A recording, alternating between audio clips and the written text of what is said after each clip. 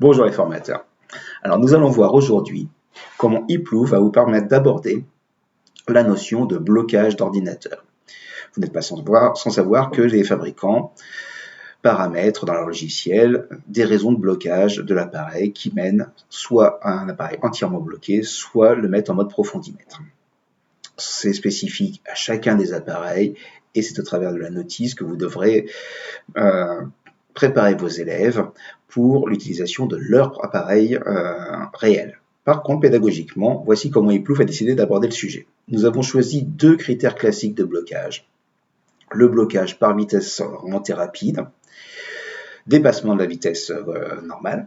Alors, généralement, les fabricants prennent un pourcentage de la vitesse de remontée à vitesse contrôlée de l'appareil, 110, 120%, enfin c'est spécifique à chaque appareil. Pour Iplouf, nous avons choisi, comme nous ne sommes pas d'une minute et ce sont des périodes longues de dépassement, que dès que nous dépasserons la vitesse paramétrée à 12 mètres minutes pour la partie en dessous de 6 mètres et dès que nous engageons la zone des 0 à 6 mètres, de dépassement de 6 mètres minutes. Donc ces remontées rapides vont être signalées sur l'appareil et nous verrons de quelle manière. Puis le deuxième critère de blocage que nous avons choisi pour vous permettre de mettre en exemple les conséquences d'une violation d'une règle de la notice, eh bien c'est la violation de palier. Cette violation de palier, eh bien pareil, va faire apparaître des informations et peut-être positionner l'appareil en mode blocage au profondimètre. Pour Iplouf, nous avons choisi que ce sera le mode profondimètre qui vous permettra, si vous le souhaitez, de continuer un cours après la première plongée en mode profondimètre, même si pédagogiquement, il est peut-être intéressant de plus passer le message après un blocage d'ordinateur. La deuxième plongée, c'est plutôt à reporter au lendemain. Bien, eh bien voyons comment cela apparaît à l'écran. Alors, je vous propose de passer dans Iplouf et de réaliser une première plongée. Vous voyez, une plongée très peu réaliste, mais qui va nous permettre de mettre en exemple ce que je viens de vous dire. Donc mon plongeur descend tranquillement, est positionné à un peu plus de 36 mètres, 36 mètres,1, et remonte à 24 mètres,1. Il a fait pile 12 mètres minutes. 12 mètres minutes, l'appareil n'indique rien de particulier. C'est la vitesse préconisée par Iplouf. Tout va bien. Continuons. Mon plongeur redescend à 36 mètres,2, donc 10 cm plus bas. Et il va remonter comme la fois précédente, mais non pas de 12 mètres, mais de 12 mètres,1. Donc un dépassement de la vitesse. Nous sommes donc à 24 mètres,1, donc nous avons bien sur une minute dépassé 12 mètres minutes. L'appareil affiche remontée rapide pour l'appareil rectangulaire et pour l'appareil hexagonal, stop. Ils ont détecté un comportement anormal et disent au plongeur, attention, il se passe quelque chose d'anormal. L'appareil rectangulaire le dit clairement, c'est remontée rapide. L'appareil hexagonal, un mode stop. Vous ferez le parallèle avec slow, stop, etc. que l'on trouve sur les différents appareils du commerce. Bien, eh bien il a fait 1 minute en remontée rapide et il a cassé sa vitesse. Il est repassé en dessous des 12 mètres minutes, ici 0, il a stabilisé, et l'information disparaît. Il a maîtrisé sa remontée rapide, il a su l'interrompre, tout va bien. S'il repart en remontée rapide, eh bien, ça réaffiche les mêmes informations, remontée rapide et stop, sans autre conséquence, tant qu'il reste sur cette première minute de remontée rapide. Nous sommes à 11,90 m. Si nous engageons la zone des 6 mètres, donc là 5,90 m, nous engageons bien la zone des 6 mètres, et nous avons fait une remontée donc de 6 mètres,1, de 6 mètres pile plutôt, l'affichage sera 6 mètres minutes, il n'y a pas d'information comme quoi nous sommes en survitesse. Le même exemple, mais en faisant 6 mètres,1, et voici ce qu'il se passe, de 12 mètres à 5,90 La même information, remontée rapide ou stop, s'affiche sur les deux ordinateurs. Et si c'est interrompu, elle disparaît. Maintenant, poussons un petit peu plus loin. Mon plongeur est descendu à 37 mètres et remonte à une vitesse de 13 mètres minutes.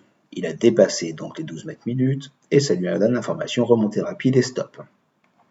Il l'interrompt, pas de conséquence, ça disparaît. Il repart en remontée et il repart à une remontée supérieure à 12 mètres minutes. L'information réapparaît. Puis, il va engager sur une deuxième minute une remontée rapide. Ici, engagement de la zone des 6 mètres à plus de 6 mètres minutes. Et l'appareil lui donnera toujours l'information.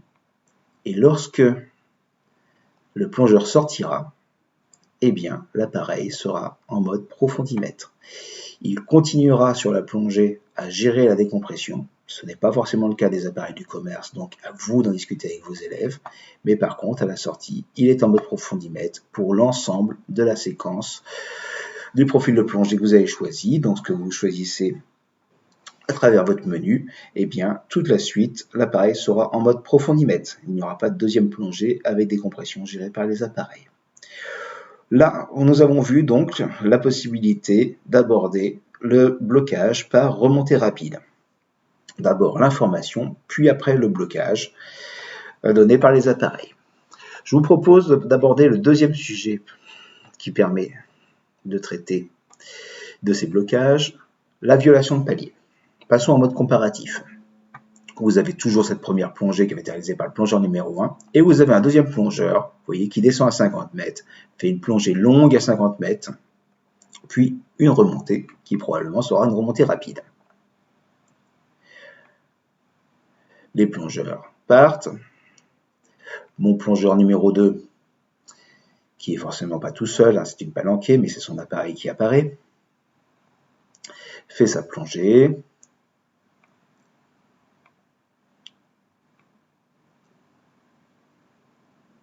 Il rentre dans les paliers, palier 3 mètres.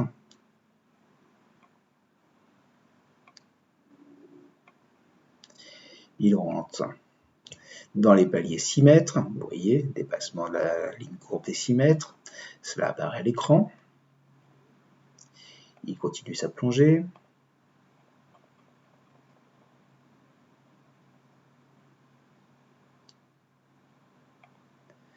Alors,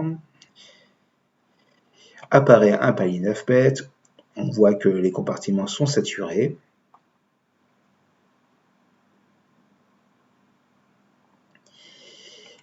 Et à la 25e minute, avec une DTR de 35 minutes, eh bien, il lui reste 20 bars pour gérer cette DTR. À vous de vous appuyer dessus pour savoir comment vous justifiez le comportement de votre plongeur derrière. Mais là, l'exemple va servir à montrer la violation de palier, donc on a généré du palier. Palier 9 mètres. Le plongeur décide de remonter, il remonte de 50 mètres à 38 mètres, 12 mètres minutes. Il est pile sur la courbe, pas d'information sur l'ordinateur. Il remonte à 26 mètres, 12 mètres minutes, toujours pas d'information sur l'ordinateur, il tient bien sa vitesse contrôlée.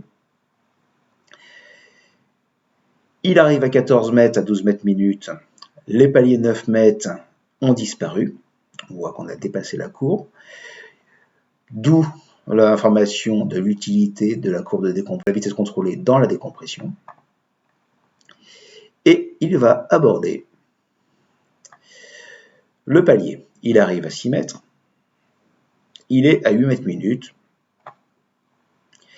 et il est pile à 6 mètres, donc on est bien inférieur à 12 mètres minutes, on n'a pas engagé la zone des 0 à 6 mètres, pas d'information apparaît à l'écran, et l'appareil lui dit de stabiliser. Chose qu'il ne va pas faire. Il remonte en surface. L'appareil lui dit attention, pour désaturer, tu dois redescendre. Ça fait 1 minute que tu es remonté en surface, c'est un problème, redescends. Il ne redescend pas, il reste. Évidemment, avec 4 bars, redescendre, ça pouvait être un souci.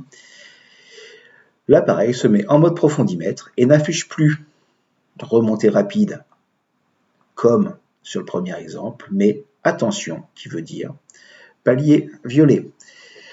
Voilà comment s'affiche la violation de palier sur l'écran rectangulaire. Sur le mode essentiel, vous auriez cet affichage sur l'écran rectangulaire et sur l'écran hexagonal, vous auriez ERR, la même information que pour la remontée rapide.